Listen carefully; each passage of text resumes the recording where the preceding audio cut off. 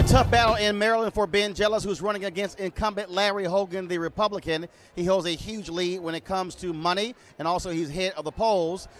Ben Jealous and I talked about that, and he says he's not worried because when he ran in the Democratic primary, he said he started off behind as well. Here's my conversation with Ben Jealous. All right, Ben Jealous, you are Democratic nominee, and you're in a blue state, but yes, you're running up against the governor, who's some say is governed as a moderate, if you will, understanding both parties. Just your thought assessment of the campaign as it stands right now, less than 60 days out. We feel good. You travel across our state, what you hear is that people want change.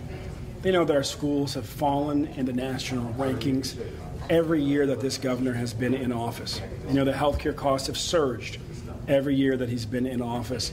And they know that we are now dead last in the region in job growth and income growth. If we had the growth of Virginia, we would have 50,000 more jobs right now and $8,000 more in our pocket. The crazy thing is that Virginia's job growth is lower than the national average, and we're well lower than that. So we've brought a very clear campaign focused on let's fully fund our schools. Let's make sure that we get a better deal on health care and take on all of the big drug companies that keep overcharging us. And let's get unstuck by frankly doing what I do every day, which is building an inclusive 21st century economy that works better for all of us. So that's what we're focused on, and we feel good. Prognosticators say you need money. You run against somebody who's very well funded. How are things on that front, and how do you close that gap? We know that if we raise the funds that we need, we will win. We also know that we don't need to raise as much as him.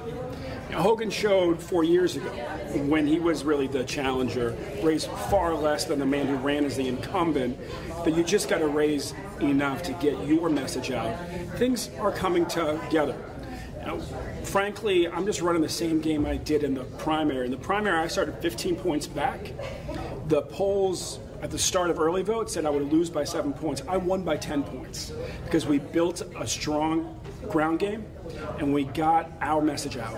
And that's what we have to do here, and we're well on our way. We saw young African Americans not really enthusiastic in 2016 in that particular presidential campaign. How are you messaging them, speaking to them to ensure that they are going to the polls? Because when you look at it in any survey, older voters will vote at a much higher rate than younger voters. What are you saying to them?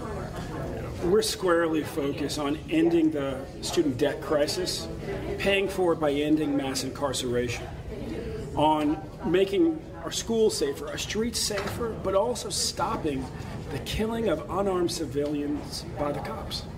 And so a very pragmatic focus on making young people's lives better, and they're responding well, quite frankly, to a candidate who has the courage to say we can actually do big things again, we can change things and change things for the better for you.